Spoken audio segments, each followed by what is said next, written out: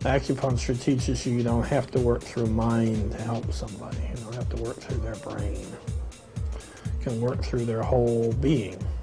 What acupuncture does for us is allow us to work with somebody not only in a verbal level, but in a non-verbal level. That is tremendous power. When I just lay right here and I just meditate, I can feel like the tension just leaving, everything just leaving. People laugh at me, but for me, doing this is a high, no matter which end of the pins I'm on, whether I'm giving or receiving treatment. It's magic in the best sense of that word.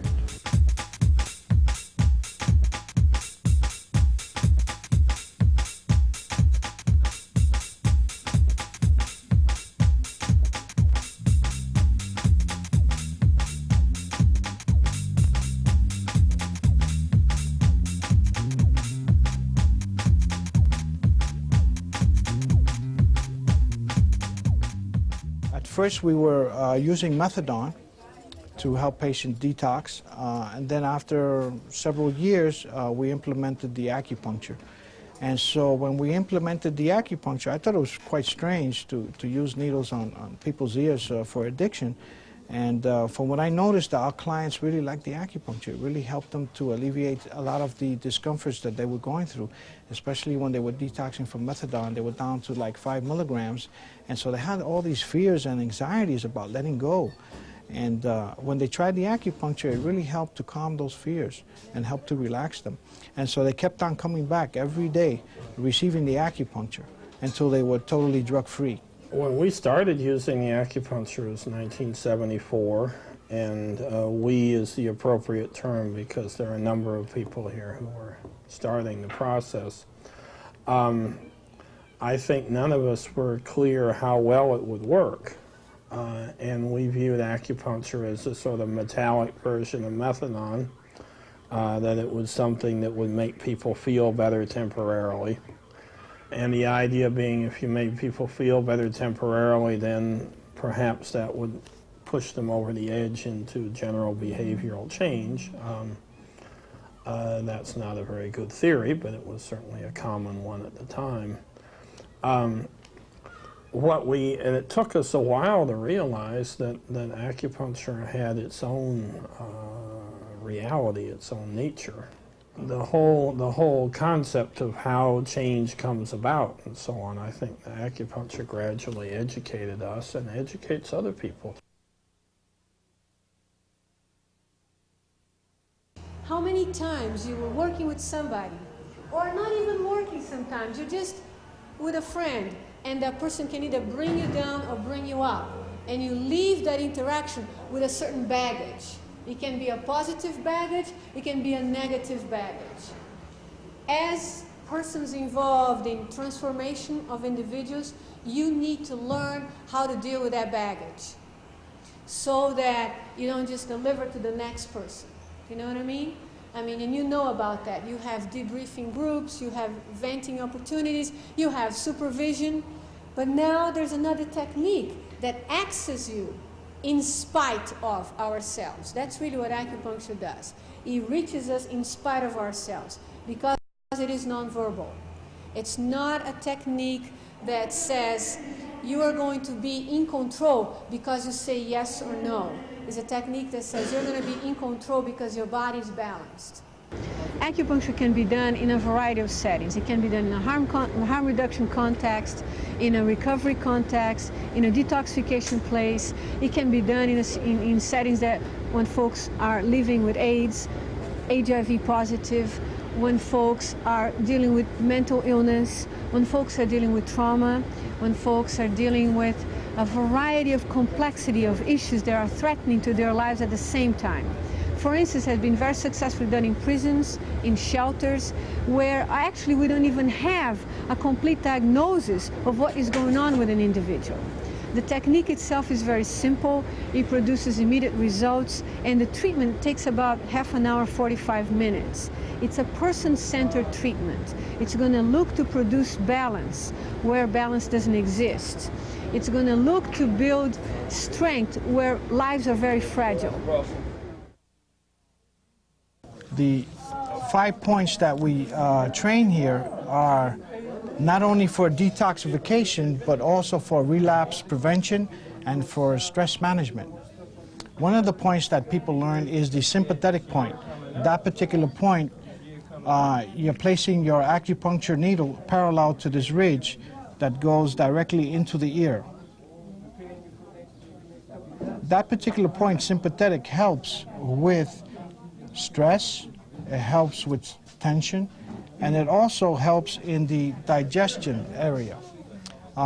Addicts, when they first come in for treatment, they feel a lot of fear and hostility. This particular point helps to calm that down. The second point that we do is called the Shan Men, and it's located with a triangle faucet, and it's located right at the corner here. Between, you have the dark pigmentation of the skin here and the light one here, and it's located right in the halfway around the rim, right in the center of the corner. It is called the Shan Men. That Shan Men point is related to, in Chinese terms, the spirit, the gate, and it helps to calm emotions. So if people are coming in feeling tense and uptight, the first 2 points that we give is the sympathetic point to help to relax them, and the Shan Men to help calm them down. The third point that we do is called the kidney point, and it's right underneath the Shan Men. The fourth point is the liver point, and the fifth point is the lung. The kidney, the liver, and the lung serves as a cleansing. In other words, people who use drugs, those toxics go into these major organs. And so these points helps to activate those organs to help take out those toxics from those major organs. Acupuncture works for somebody that is using drugs, somebody that is using drugs all the time, intermittently, on and off, somebody that is in recovery, somebody that has been in recovery for a very long time, somebody that's stressed out, somebody that is having what we would call anxiety, that is having non-tangible feelings of uneasiness. It works for people in whatever stage because it's a person-centered treatment. I think that it also works because it is a drug-free method, and it begins to send a message that the change is happening from the inside out, not from the outside in. And that is very new for a person in recovery, for a person detoxing, for a person that is using. And it starts to give them credit for the change. Today I get to do one of the biggest reasons why I came to work at Samaritan Village, and that is so that we can incorporate acupuncture in the treatment of chemical dependency, in the case detox, relapse prevention, and recovery. I believe that acupuncture in a therapeutic community setting is very beneficial because it's very complementary. It does not confront. It is something that will work and does work with those who have a very hard time having a lot of verbal behavior. Verbal readiness is not required. It also helps with people who are very stuck in their own process, stuck in feelings. It helps with fear. Acupuncture deals a lot with enabling persons to confront the fear in a very gentle way by feeling stronger, not by being afraid of feeling the fear, but simply by experiencing themselves as stronger people. I think it's important to look at the process of recovery as a mixture of different things. Part of the mixture is social peer support. Part of the mixture is advice or learning or education, having a role model. And part of the mixture is our own internal process, our own privacy and our own silence. In the Serenity Prayer that's used in 12-step programs, you talk about people. One side of the Serenity Prayer says, if I can't change something, let me accept it. The other side says, if I can change something, let me try. And then the little extra part says, and let me have the wisdom to know the difference. Let me have the evidence to know the difference. And much of drug treatment, much of healthcare and recovery and behavioral change in general hinges exactly on this issue. Do I have the wisdom, do I have the evidence to think that it is possible I can get better? Can I change something? Am I broken? Or is it possible that something good can come out of me? Well, acupuncture is a very good way of working this out. Otherwise, we have to have people gradually learn that they're not broken, and this takes a period of time. With acupuncture, you work this problem out. I come in all fussed up, tight, frightened. Treatment occurs. I feel relaxed. I feel calm. I feel settled down. Wow, something happened. And then a lot of clients will say, well, what was there? And there was something in the needle. There must be something in the needle that worked. And this is a drug addict's question. I mean, the change, I'm not good enough to make that change. I'm not good enough to go from nervous to calm. There must be something in the needle. Something was done to me to do this. That's why I buy drugs. That's why I buy aspirin. Something is done to me. And if someone says, for instance, that you have a cold, you have a flu, no one ever seems to talk about the fact that their own immune system gets rid of this viral problem. Oh no, I need something done to me. Well, that's false. The main problem, it just went away. No, it didn't just go away. You have an immune system that made it go away.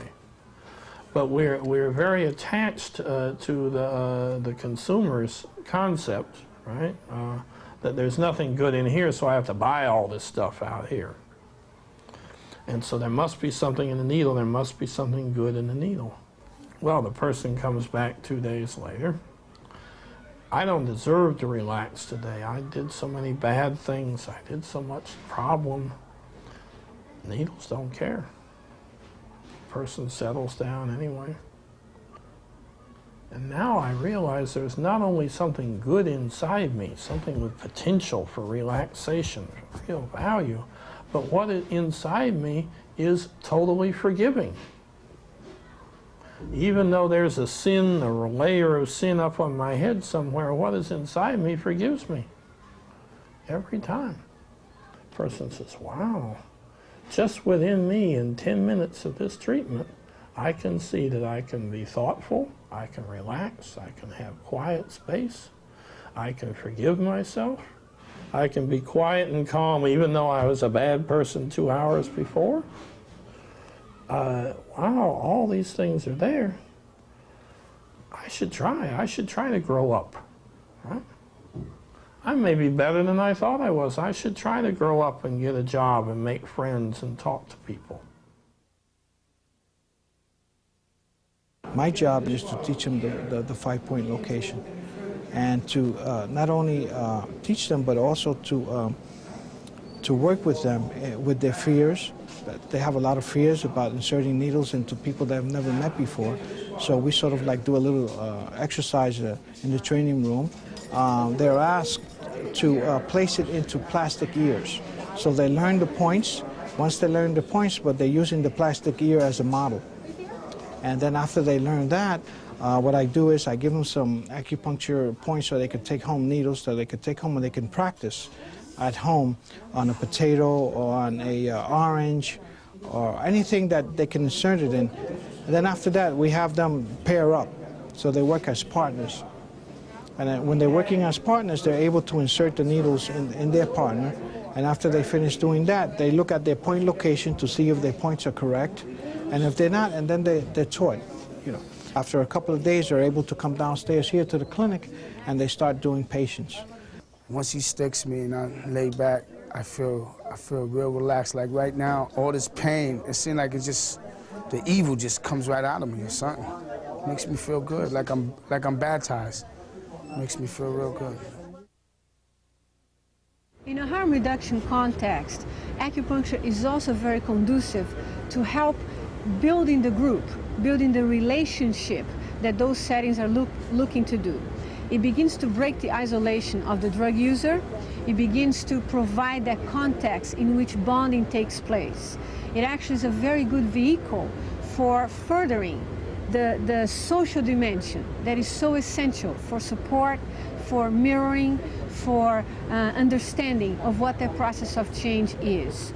So that because it happens in a group context and because it allows communication, actually fosters communication between the individuals, it is very, very helpful in a harm reduction or in a drug using setting. We started this program in June of 1993, and the two of us who were doing it, Vicki and I, spent a lot of time feeling like the Maytag repair person. I mean, we were very lonely.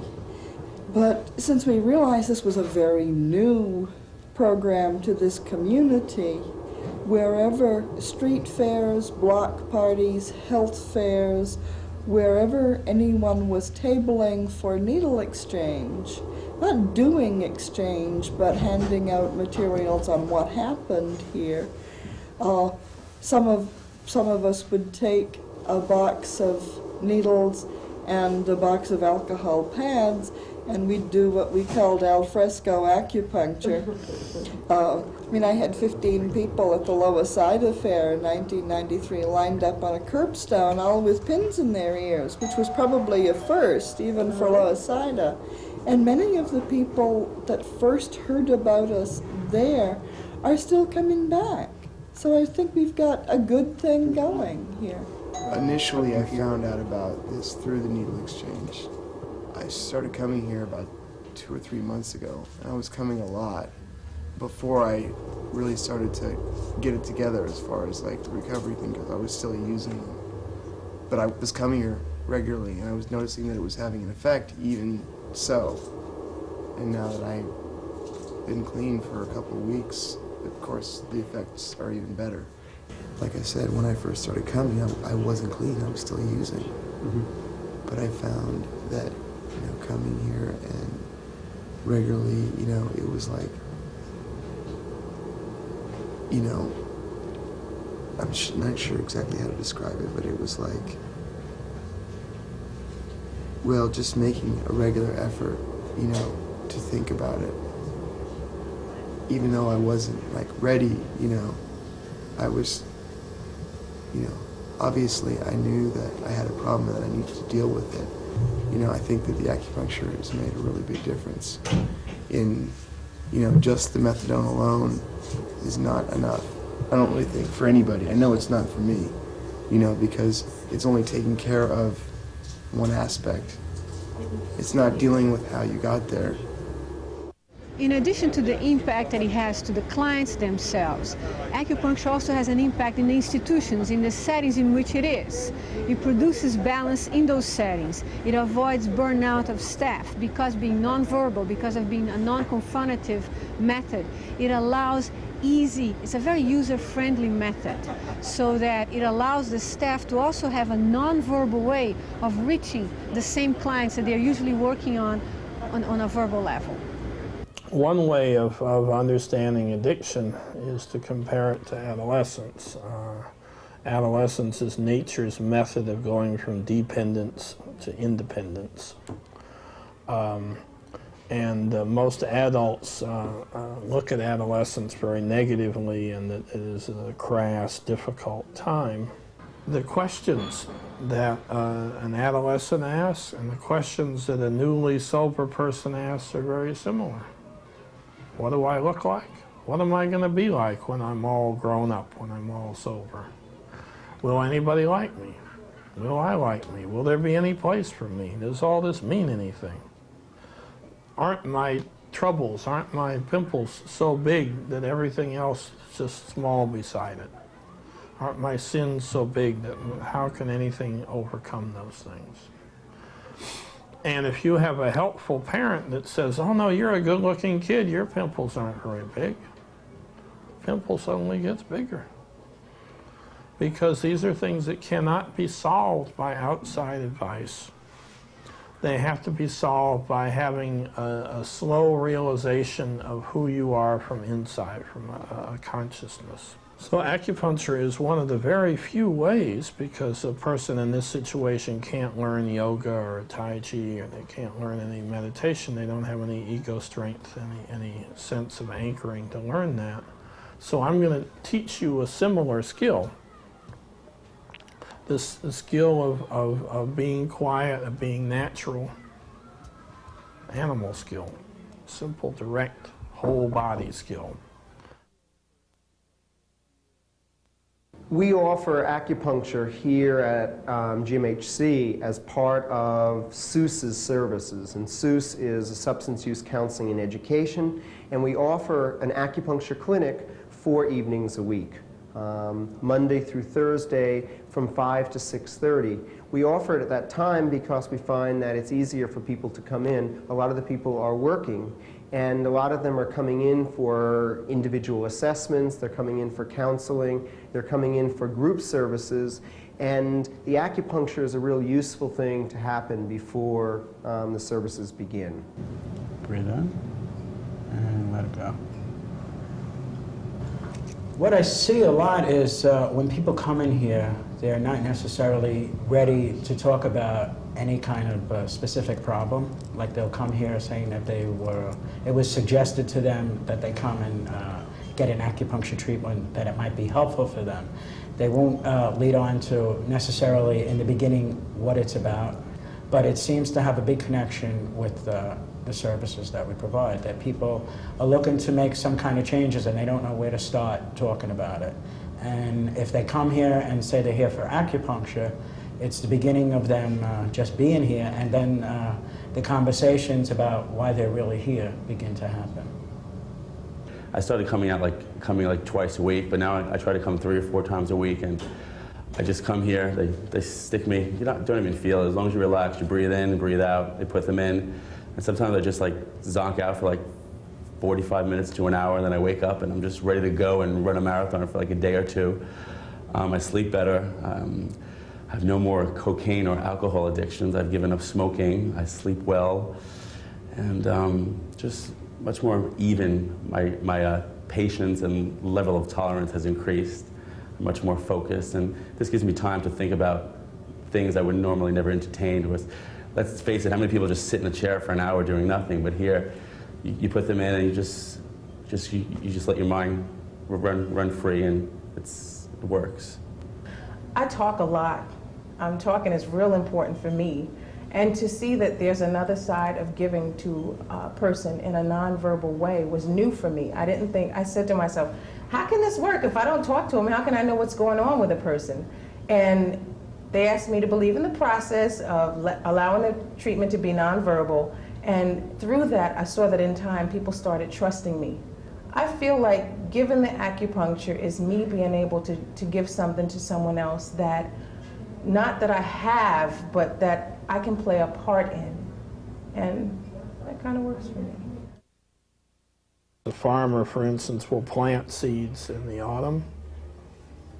They leave them lay and don't touch them during the winter. And then when the plants start to grow, they put little sticks in the ground and so on to give guidance to the plant in the springtime. And that farmer has to know, what is the seed when do I help? If the seed is still deep underground and I decide I want to diagnose this person, why don't they like themselves? I'm going to dig up the ground and find that little seed. What I'm going to find is a dead seed. Because the potential for change is killed by that early exposure, that early diagnosis. And yes, the professional may have some theory they write in the paper about why the person doesn't like themselves. That's not the purpose of why we're here. We're here to help the person improve, not just to write something in the paper. And so I may have diagnosed something correctly, but if the seed died, if the possibility for change dies, then I haven't done anything. In fact, I've done something a little harmful. Acupuncture helps the therapist be more patient, and it helps stabilize this patient, the client, while seeds are still growing, while deep-seated issues are still developing. If we really want to change this, we don't need to list and worry all the time. Let's use the process of nature. Nature changes things in the right time and in the right season. So we can presume there are seeds in the air all the time, that there's the potential for change is there. And let's be a good farmer and not dig up the ground in the winter. And wait till that seed sprouts.